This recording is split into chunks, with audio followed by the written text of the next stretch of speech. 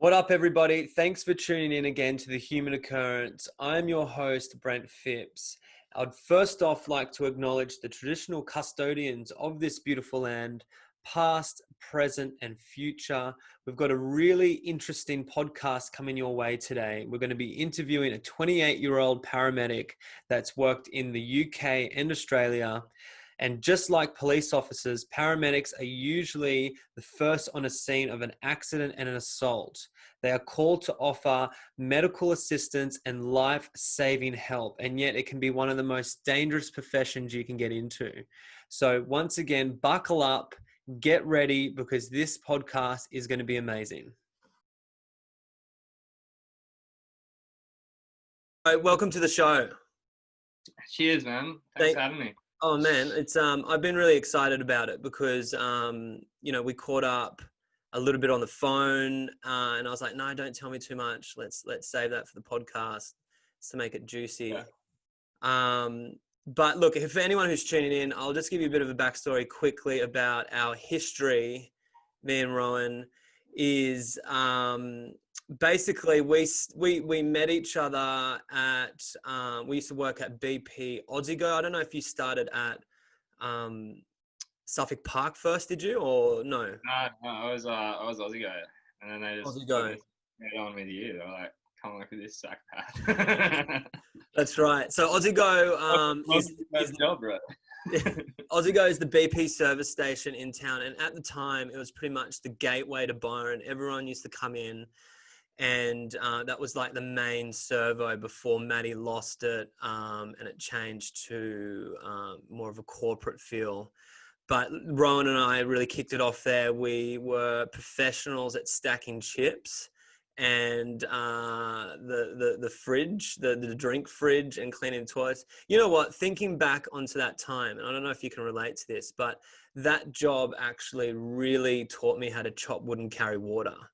Just to do a job to create a lifestyle, and that it taught me a lot. I was like, when I was there, I was like, what the fuck am I doing here? And everyone used to come in, and you probably got the same thing. Like, what are you doing with yourself? You're working at a servo and all this shit. But for me, it played such a significant role in where I am today, in just the lessons it taught me how to chop wood and carry water, just to work. And I met everybody, as you probably did. Everyone that came in into town really went through Aussiego. Plus, I'd like to make a mention that microphone on the forecourt was a game changer for me and you. It was it definitely boosted my ego. But I had a lot of fun with that, and I think you did too. Did you enjoy it? Yeah, I think. It just taught me to talk to people. Just talk to 50,000 people a day. Yeah, it was nuts. Is, my job now is all just 90% talking to people. So yeah, right. That's interesting. So let's dive into that. So I did a bit of an introduction and explained to people that you're a paramedic and you worked in the UK a bit, but I wanted to start off on ground zero with you and talk about your studies. Like what so you left Aussiego. We don't need the full story of that, but why did you get into that? What was the driving force behind that? I don't know, to be honest, man. Like, people ask me this all the time. I don't really know what actually pushed me towards it. My mother was a nurse. I had some friends that were in paramedics, and I'd sort of been around health, but I just sort of picked up everyone knew what they wanted to do in high school, and I didn't know. I was just skating through. Yeah. Working at Aussiego, not really going anywhere. And then I just sort of picked up a book one day, and paramedic, and I thought I'd give it a go, and turns out it was just something that I really loved. Right. I liked helping people. I liked talking to people. They're the standard responses, but generally that's pretty true for me. But in terms of always wanting to be a medic, there's so many people out there that were like that. born to do it. I wanted to do it since I came out the womb. Yeah. It's not how it kind of plays out, right? Yeah, it just sort of, I fell into it in a way. And now I love it. Can't really see myself doing much else. Great. And where did you study? I studied in Queensland up in QUT. Right. Is that like like a specialized thing for paramedics? Was that a uni or what is that? Oh yeah, so that's at uni. They were so paramedics used to be like an apprenticeship style, like diploma. Right. And then as the sort of career has evolved and progressed, they've turned it more into a uni-based system. There are still some like diploma, apprentice style pathways still going, but mostly it's all uni now. And yeah, QUT was one of the few unis that was doing it at the time. But now everywhere does it. It's like super popular degree now. And what sort of so how long did it go for, the course? So the course is 3 years, and then you've got like a consolidation year, where you sort of work with fully qualified paramedics, and they just keep an eye on you, and then you've got to do like an assessment or something at the end of that year, just to show that you're not an idiot. Yeah. You're doing. But yeah, it takes a while, and I mean, I'm still learning now. Yeah, as you would be, right? Like anything, you're forever a white belt. So, so when you went through your training, like what sort of training how did they train you to be in really intense situations in terms of you being calm? Like, was that on your last year when you kind of did more hands-on work, or was there a unit? Like, that's what I was really thinking about last night. I'm like, how does an organization train someone to be in a situation where they've never been in? Emotions are high, it can be intense, and you've got to be on a calm platform, so to speak. How do they train that? So that's pretty interesting, really, because when I started, I was sort of in that period where they were just sort of learning that you can't just throw people into these situations and be like, deal with it, or like sink or swim. All right. And so when I came in, there was a bit of that, like the uni, they would touch on it. There wasn't like a unit per se that taught you how to deal with insane, heavy situations. The way they assessed you sort of got you to learn not to freak out. You would do these practical assessments, and you would do it in front of your whole class. So at uni, I mean, it's a dummy. So you're not really scared about killing a dummy. A dummy, yeah. In the room's going to think you're an idiot. So you learn to sort of manage your emotions there. But there was very little. You just sort of worked out your own process, and on how to stay calm. Generally, I think what the mantra they taught you was like, be a duck, like go on the surface with little flappy feet underwater. Right. But that was about as far as it went. When I went through uni, it was anecdotal sort of stories they'd tell you to try and help you learn how to manage your emotions in those states, but you just learned on the job. Whereas now they're doing that a lot better. Okay. And what they put like different modules in that, or? Well, I still don't know what they're doing at uni for it, but I know that the ambulance services themselves they're helping to deal with the emotions post a traumatic event and things like that, and or traumatic events, which in turn I find tends to make people calmer when the event actually comes around. Right. Yeah. It kind of sets you up. Yeah, but they're still learning. Like this whole concept of like paramedics just being able to deal with everything and be calm all the time. That's just something that we've done, like personally. Like there's the services are just now learning that they need some input. Okay. into that, and they're getting quite good at it, but it's a really evolving process, I think. Yeah, I'd imagine. Like when I think of it, my logical brain thinks of it. I think, how do you train someone for situations that could be, there's be so many variables to a situation, right? Like, and different situations. It's either going to be like an accident or murders or something like that. I'd imagine it'd be really difficult to train for that, until you kind of got some experience under your belt. You kind of really rely off your own guidance system, I would imagine. Is that how you kind of work? Like, you've got some experience on your belt, and then you kind of just work from Yeah, you. yeah, and I would say 90% of the paramedics out there are doing that now. They're either working off their own experience or the experience of whoever they're working with.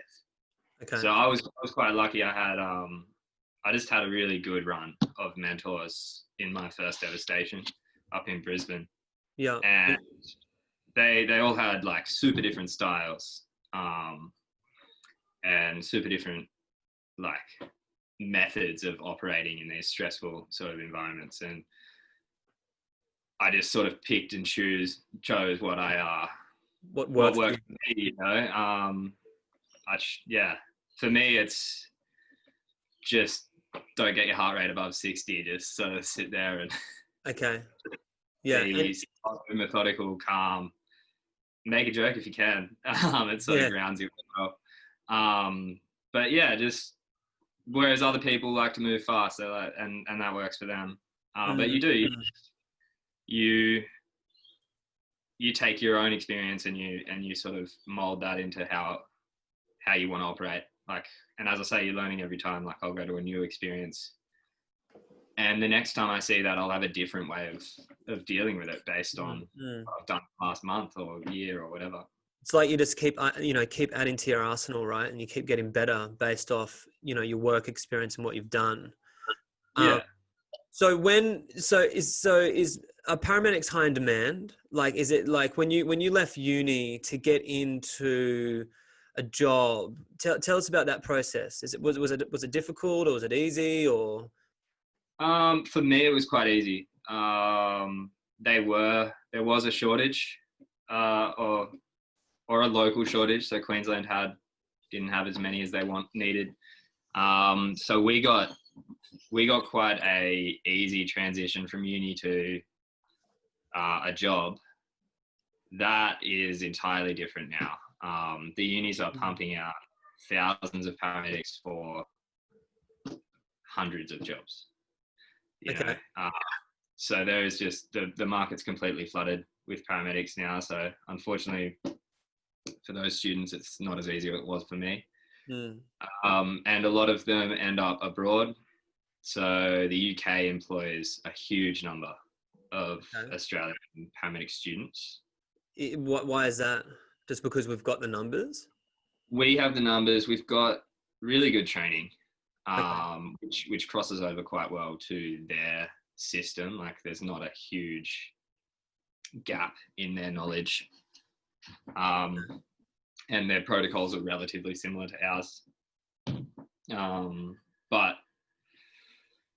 yeah, it's not as popular a job in the UK. I think working for the NHS is not for everyone.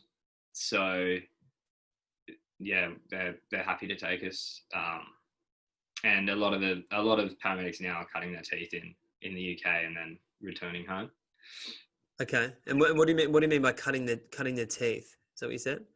Yeah. So just like starting out Right. and Yeah. getting their experience, and then returning to Australia once they're qualified and they've done a few years, or just returning to Australia once someone's finally given them a job. Yeah. So why do you think there was an influx of people? So from when you started, there wasn't many, but now there's a lot. So is it like, was it trendy to be a paramedic now? Is it like the idea of like, hey, let's study and be a paramedic, and I'll save people's lives? And how does that work? Why was there? Do you know why there was so many people now? I can only sort of, guess. I mean, for a, for a long while, paramedics was one of the health degrees that was bridging into medicine. So a lot of people would go and do paramedics or nursing, and then while they were doing that, study to try and get into becoming a doctor. Right. And that's still quite popular, and power to those people. I don't have it in me to study that much, but there are a lot of people who do start out as paramedics and end up going into medicine. Now, like, I mean, I don't know what it is that's brought the jump. It could just be as simple as that Ambulance Australia show. Like, everyone's watched that and they're like, oh, look, I look good in form. Let's go give that a go. I haven't actually watched it, but No, I've heard of it. I don't watch it. I can't stand it personally. Just that. I mean, is that because it's like way off the mark, or is it just like? I don't think it's off the mark per se, but it is. It's edited for TV. Yeah, it would have to be, right? Yeah, but it's more just get home from work. You don't want to watch more work, you know. Yeah. I've got you. So tell me. So the aim of the game of a paramedic is to stabilize the patient, right? Depending on their condition. Is that it? So you're stabilizing them until you get to the hospital. So depending on what their conditions are, you will pretty much keep them alive until you get to the hospital, and then the doctors take over. Can you talk into that a bit? Yeah. So I mean, again, that's evolving like super rapidly. But yeah, essentially, in a nutshell, a paramedic is interim care, emergency care until definitive care. So yeah, it is. It's make them stable enough to get them to hospital. But as I say, that's evolving now. We've got more skills than we did 10 years ago, and in 10 years time we'll have more again. And now we're sort of also doing, we're doing social work. We're doing like palliative care is starting to enter our field. We've got extended care paramedics that are doing sort of low acuity work, like stitches and giving antibiotics and stuff, and sort of doing similar to a GP, obviously without the medical background. Okay. But some treatments at home where you can leave people at home, or we can refer to other medical services, not necessarily hospital. So that idea that everything goes to hospital is changing. And depending on what state you're in or what country, it depends on what speed that's changing. But yeah, it's evolving. It's not the all emergency care that we used to have. Years ago, we just pick people up, put them on a stretcher, and run them to hospital as fast as we could. Yeah. Well, it's grown, right? It's got much more advanced. Yeah, and the idea of stabilizing people has changed as well. In what regard? Yeah. So we've got a ton of therapies that we do now that we never used to. And so this idea of stabilizing can sometimes mean, sitting at home and doing a lot more work than what we used to do before we move them, because we understand that movement stage is probably one of the more dangerous parts of their journey into hospital. So we're doing a lot more before we move patients. But then at the same time, we're also learning that sometimes it's better to just sit on our hands and not do a lot, because what they actually need is hospital. Yeah. So yeah, it's becoming like you've got to think a lot more than we used to. You've got to really understand where they're going to go once they get to hospital, so that you can sort of manage what you're going to do before they get there. Yeah, yeah, I got you.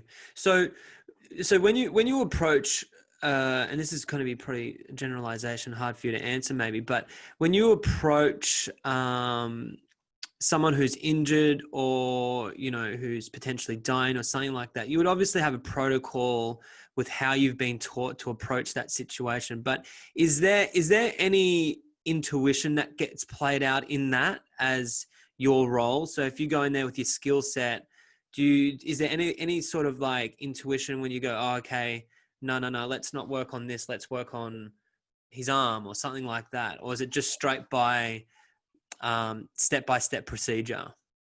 Yeah, so the protocols are there um, for specific situations. So obviously, no matter what it is, there's a protocol to fall back on. Okay.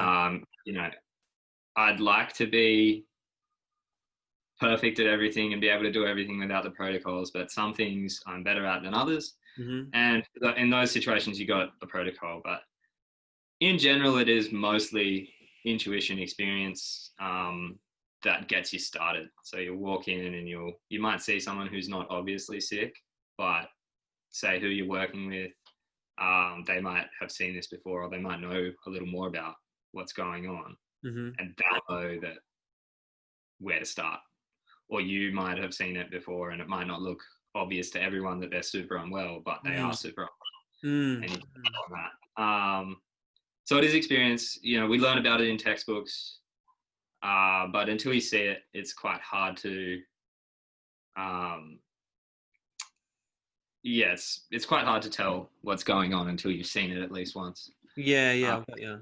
but yeah, most of our job is experience, intuition. After your first year or so, you should have seen a fairly broad mix of medical complaints, and you can you draw on that experience every time you go to a new patient. And so what would you, because you did mention about your strengths there as a paramedic, what would you say your like natural abilities are in terms of your strengths with your skill set? That's a curly one. Like your hair. Yeah.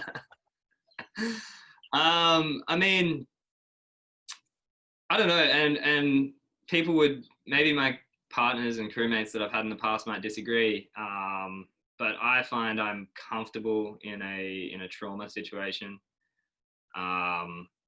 That's where my main interest lies. Mm-hmm. So I've found myself quite comfortable in that situation. People may disagree and have seen me in a trauma situation and been like, man, that guy is just awful. Right, but, right. but yeah, I generally, if you feel comfortable in the field, you tend to be a lot better at it. Yeah.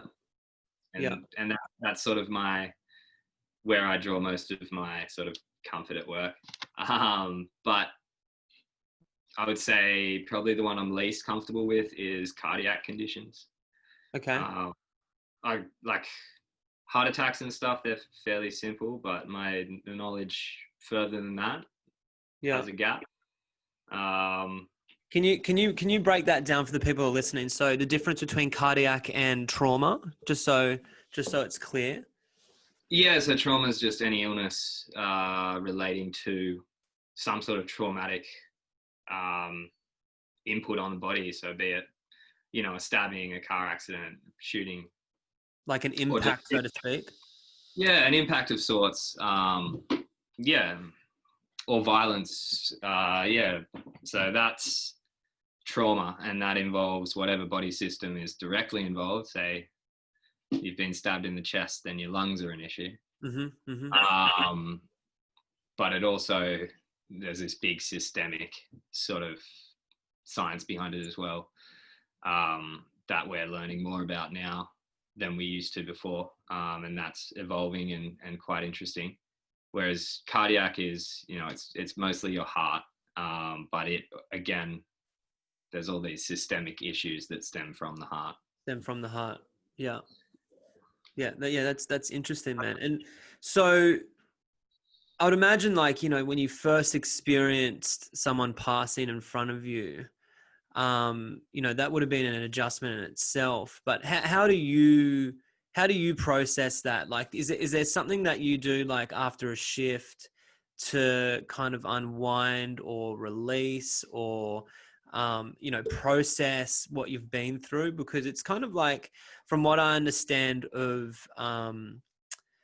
those situations, there's all sorts of different trauma, right? And it doesn't have to be necessarily to the patient. It can be for the people in the room, anything. Trauma could be from the lightest of things, So you stepping out of that role, going home, and how do you defrag from that and then like kind of clear out and then come back? Um, a, a big part of it's the people you work with. So yeah, you see all this, you become very comfortable with death, almost too comfortable sometimes, I think. You sort of catch yourself realizing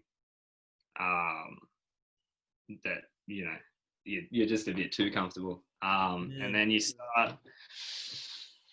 So basically, every one of us will see death, trauma, or dying, and they will.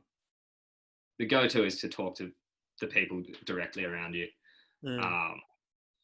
So after a shift, you may chat with whoever's on station at the time, or you'll often have someone approach you at a certain point during the day, because we might go see someone die at 6 a.m. You've still got 12 hours of your shift left, so that's hour one. Yeah, so you will. We're pretty good at looking out for each other. Some of the people I work with are incredible at it. They can just pick when you need to chat. Other than that, you try and sort of distance yourself from work when you're at home. Or that's what I do anyway. I'm a paramedic while I'm at work, outside of work. Try and do something different. Go for a surf. Whatever. Just leave work at work and home at home, sort of thing. Yeah, I've got you. But yeah, the biggest one for me is probably just the people I work with. Without them, it'd be very hard to process what I see or what they see. And sorry, you go. And it's not there's certain jobs that sort of touch everyone. You don't even have to have been at the job, and everyone involved. Like certain jobs can rock a whole station, and it just is sort of like a quick reality check that everyone needs a chat, and it'll sort of stem a conversation into our own welfare and mental health and stuff, and you'll notice a lot of checking in on each other. Yeah, because that's a couple of weeks. That's mental health, I would imagine, would be more amplified, right? The whole subject around mental health with paramedics, because of what you're exposed to. And I guess that having that support around you that you did is like really, really therapeutic to you. Like to be able to actually process some things, and then obviously when you go home, you have that. You take your paramedic hat off and you put your other personal hat on, and then that's it. With and it kind of stems to this question: what do you have any beliefs around death? Like, are you a religious man, or what do you how would you describe that for yourself in terms of what your beliefs are around death? I think I'm a pretty I'm pretty black and white with death, to be honest. Yeah. I think it's probably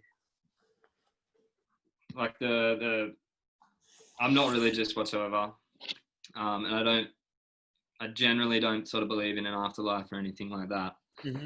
I think where my sort of spiritual sort of belief remains is where, like, the people who are left behind,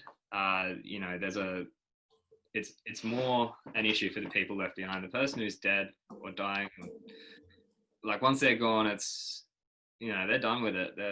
It doesn't matter. Even if there is, I'm not going to say there isn't an afterlife. I don't have the proof, but even if there is, what's going on with them is no longer an issue. It's us here that a process in it. Yeah, we have to keep going with it. So I think that's where most of my focus lies when it comes to dealing with death, is trying to make it as nice as possible for those who have had to process it. You know, it might be their mother, or you know, their brother or child or whatever who's passed, but they've passed. You know, so whoever's left behind is the one who sort of needs the help. To you know, to actually process that the whole situation.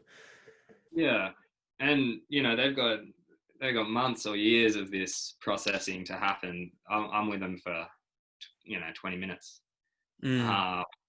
So I'm not gonna, you know, I'm not gonna leave after that 20 minutes and they're gonna go, oh well, fantastic. Yeah. So, that's done. Yeah. They got a long journey, but in that 20 minutes, you can really sort of shape the rest of their journey through it. If you're lucky, you can make a big difference. If you're not, you know, unfortunately, we can't always make people feel better. And I think it's sort of tough to expect ourselves to be able to, in 20 minutes, sort out somebody's entire experience of death. But you can assist, you know, and again, they're getting so much better at teaching that. But really, the experience is the only thing that's going to make you good at it. Yeah. Because you know, in my eyes, you guys have wings. You know, like you're in such a important role, not just in stabilizing people and saving lives, but like you just mentioned, like it's just 20 minutes, but man, in those moments, 20 minutes feels like 20 hours, you know? And there's such an influence in those moments that you can play a part of. I really take my hat off to you, Rowan, because it's not everyone gets juiced up from this sort of stuff, you know? And I think that the fact that you can go into these situations with the man you are and have that view on things is really special. And it's just phenomenal, man. Like, you know, for me, I couldn't do that. You know, I couldn't be a paramedic. You know, I think that give it a shot. But I just, you know, I think you know what you're good and not good at, or what you're interested and not interested at. So, but what I'm interested in is that is, and it kind of goes back to the question before, but in terms of death and the procedures around when someone dies, can you talk into that a bit? But is it different from the UK to Australia in terms of the procedures you have to go through? So if you go to a scene, you try to, you know, stabilize them, it doesn't happen, they die. Is it the same procedures that happen? Yeah. Can you talk into that a bit? I mean, so at a basic level, the Western world, as far as I understand, we'll just speak about Australia and the UK. So at the base of it, they're similar. You know, the death is suspicious or it's not suspicious. It's expected or it's unexpected. And the procedure is generally the same. Like, obviously, local procedures are going to change depending on the police input, coronial input, and us as a service. But yeah, if it is suspicious or if it is unexpected, we can't really call if it's suspicious. Sometimes it's obvious, but if it's unexpected, the police are notified, and then we sort of, in a way, we sort of treat it as a crime scene until otherwise told. Okay. You know, once they're dead and it's unexpected, it's police. That's their realm. And we sort of take a step back. We tell them what we've seen, and they go from there. So unfortunately, like, we don't get a lot of input into how we can sort of manage that person once they've died for the benefit of the family. You know, So we've got to just leave them on the floor where we've been doing CPR, and they've got tubes coming out of their mouth and IV lines in, and it looks quite, it's a violent procedure. CPR and trying to revive someone is quite violent. So yeah, it is, when it's unexpected, it's a little harder to manage that for the people around. For us, it's quite easy. You know, we just step back, and it's police territory now. When it's expected, we get a bit more leeway, and again, it changes from country to country. But you know, we can just sort of make them comfortable as they die. We can sort of have the family involved. You know, we can make it as nice an experience for everyone as possible. And we're going to see death at work. That's just health. You either see it or you see it occurring. So it is nice to be able to be involved with those who are palliative, who are going to die, and everybody's aware of it. It's nice to be part of that sort of their journey, I suppose. And you do get that rare chance to have a positive input into somebody dying. And in the UK, I think they had evolved quite well. Like, I was able to actually palliate a patient once, which for me was quite special.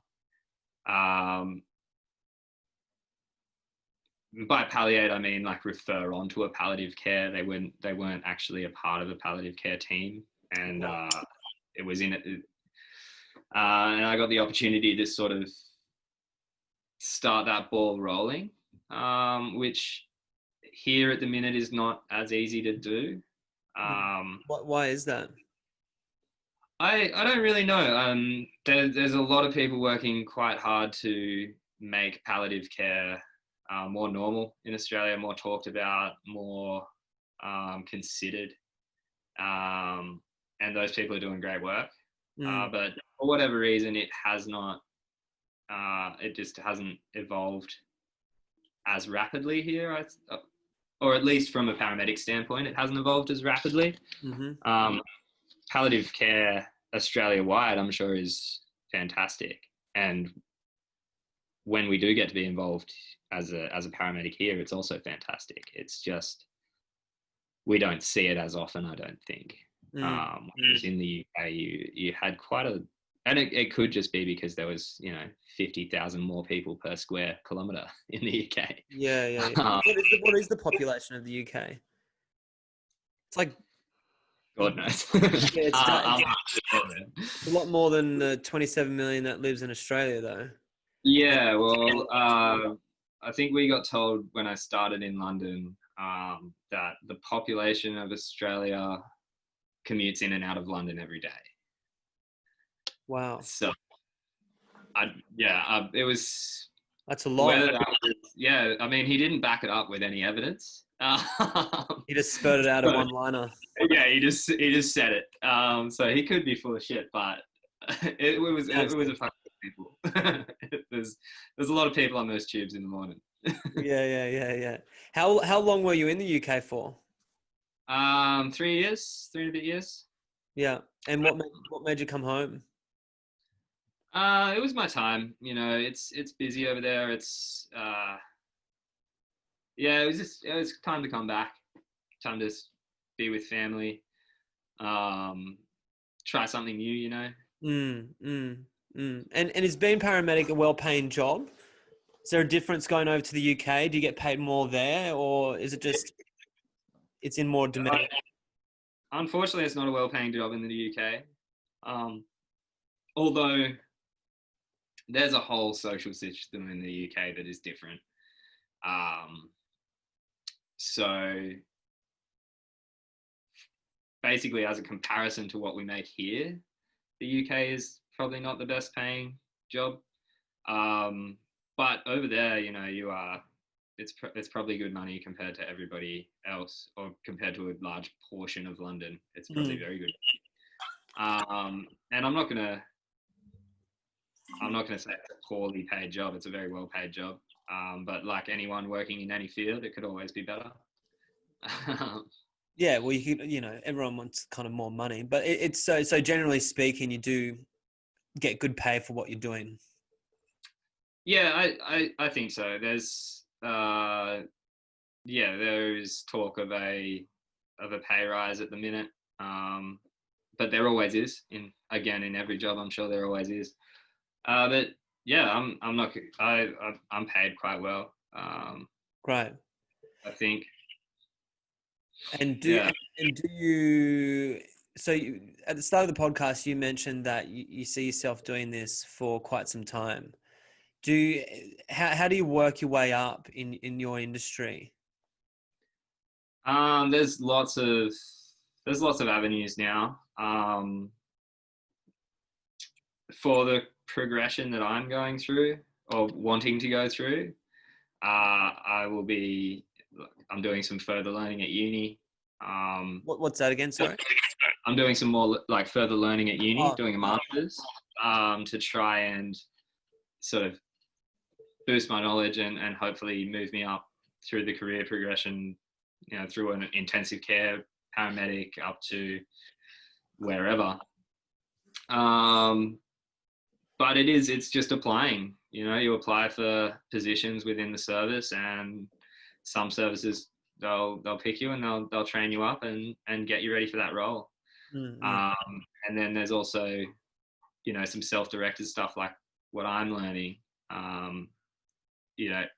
Could just be to boost up your resume when you do apply for that other position, or in some states and services you need a master's to progress to an ICP, or intensive care paramedic. Okay. Yeah, ICP. Yeah. Yeah, gotcha. Hey, I'm just having a flashback here, and it's completely off subject, but I love your hair and your beard. You've got a really well-established beard, and your hair's quite long, man. I don't remember it being that long. No, I think I had short hair when I was working with you. Well, that you weren't working for me. We were working for Macdonald at the time. I didn't own anything on the servo. I wouldn't have been cleaning the toilets every day at bloody 5:30 in the morning if I was. You never clean toilets. You always send me. You asked Kevin. I was always willing to clean the toilets. But your hair's long, man. It's good. It's great. So it's been a couple of years you've been growing it. Yeah, I sort of change it up every few years. Just something different. Yeah, great. That's awesome. All right. So one of my final questions is, so if someone's listening to this that is going in the direction or has interest in your field and wanting to do that, is there any sort of, advice or guidance that you could give someone that was really interested to pursue what you're doing? I mean, just go to uni, pretty much it's a uni degree now. So get yourself into uni, but in terms of sort of preparing yourself for it, find an interest in health, find an area of health that you're interested in and involve yourself in it. Do a bit of research, work out how much you love being well rested and sleeping. Because that's something you got to give up. Yeah. So the shifts are long, aren't they? Yeah. So 12-hour shifts. With a break. Generally into 13, 14-hour shifts. Oof. So yeah, just work out what your priorities are, and get into uni. Start applying early. Yeah, awesome. Yeah. You can move around a lot more with it now than you used to be able to. You can travel the world with it now if you want.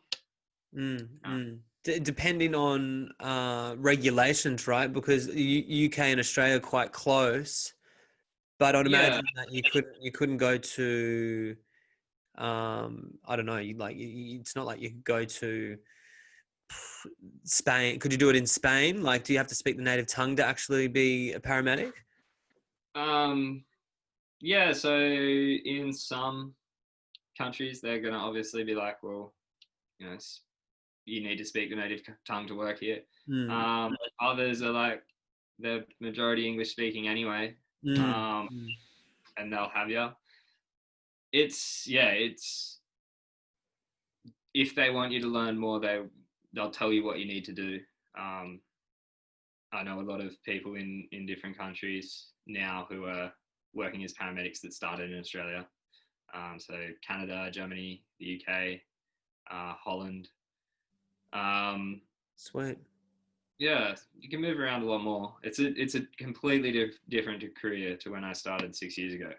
Um, yeah, it's very rapidly evolving. Mm. Um, Well, but it's yeah, like you said, it's high in demand, right? yeah, yeah.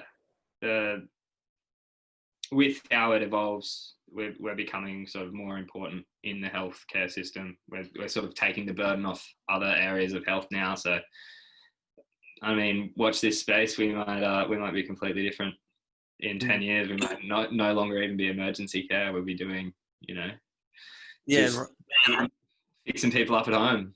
yeah. That's awesome, man. Hey, Sean, thanks so much for coming on, man, and describing to us what you do and don't do and how you process things.